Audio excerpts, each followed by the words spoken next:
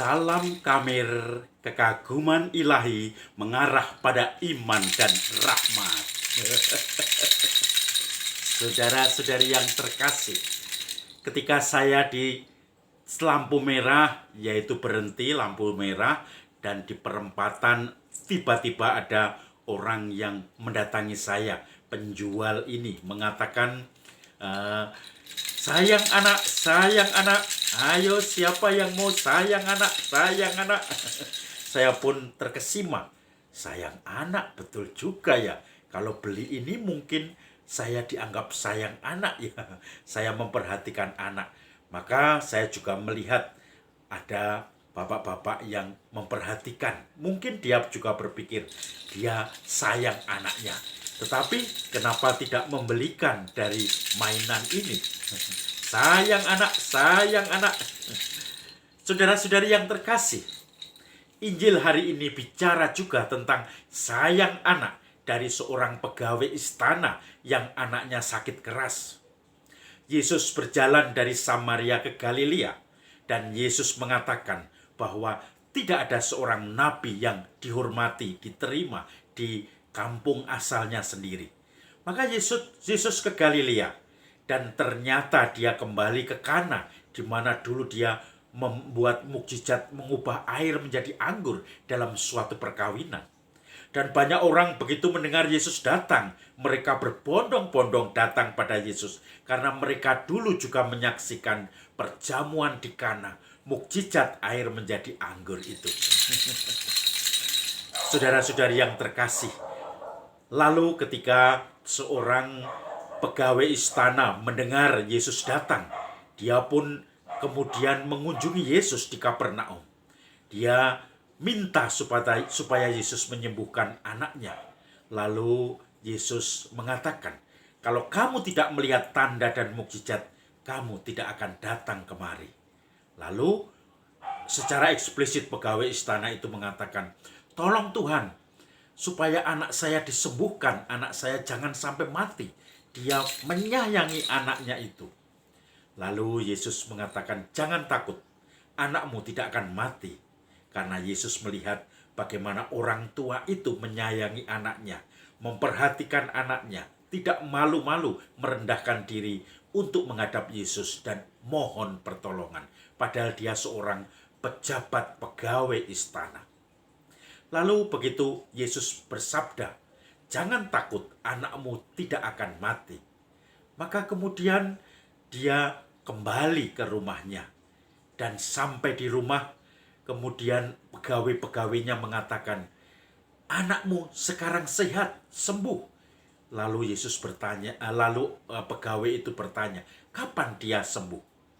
Kemarin, dan kira-kira jam sekian.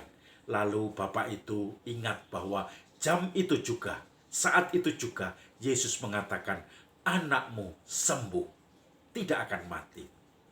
Saudara-saudari yang terkasih, dia kemudian percaya pada Yesus yang membuat mukjizat, tetapi juga Yesus yang mengajak untuk selalu sempurna, berkembang, bertobat.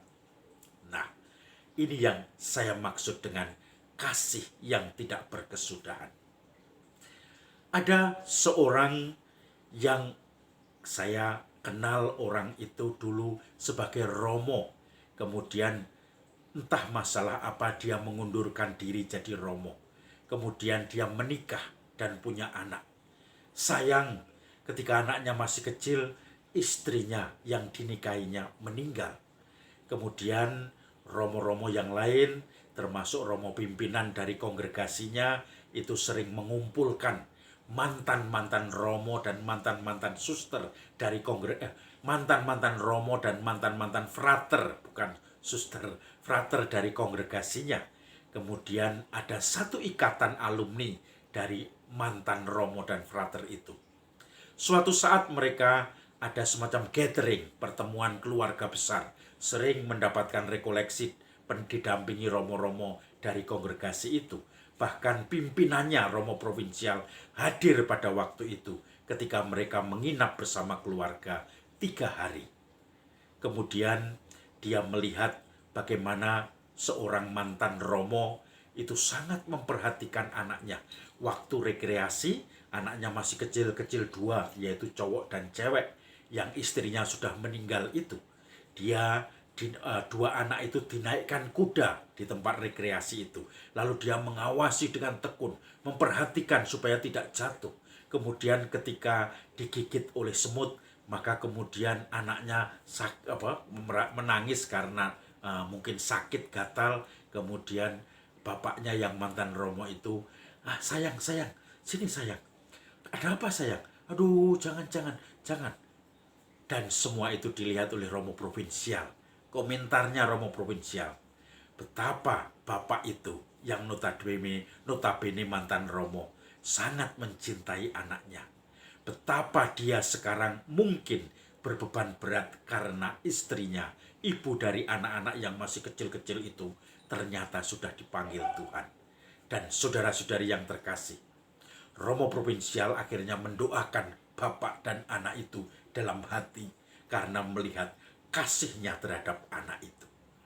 Mungkin orang bisa melihat bagaimana dia mundur dari Romo, bagaimana dia mungkin pada dikata-katai atau dirasani, diomongi di belakang, tetapi dia tetap setia kepada akhirnya keluarga dan anak-anak. Resikonya mempunyai dua anak kecil cowok dan cewek lucu-lucu, walaupun tanpa ibu, dia merawat dengan seluruh perhatian. Ternyata mungkin keluar dari Romo itu ditebusnya dengan tanggung jawab untuk merawat anak-anak yang masih kecil itu. Dan akhirnya dia pun, Romo Provinsial itu pun melihat bagaimana kasih bapak itu kepada anaknya, mencerminkan bagaimana kasih Bapa kepada kita semua umatnya. Saudara-saudari yang terkasih, mari kita gali kita sebagai anak yang dicintai Bapa kita di surga, dicintai dengan segala pendampingan hidup kita, segala kesulitan-kesulitan yang kita hadapi, dan ternyata Tuhan tidak meninggalkan kita. Salam Kamir, kekaguman ilahi mengarah pada iman dan rahmat.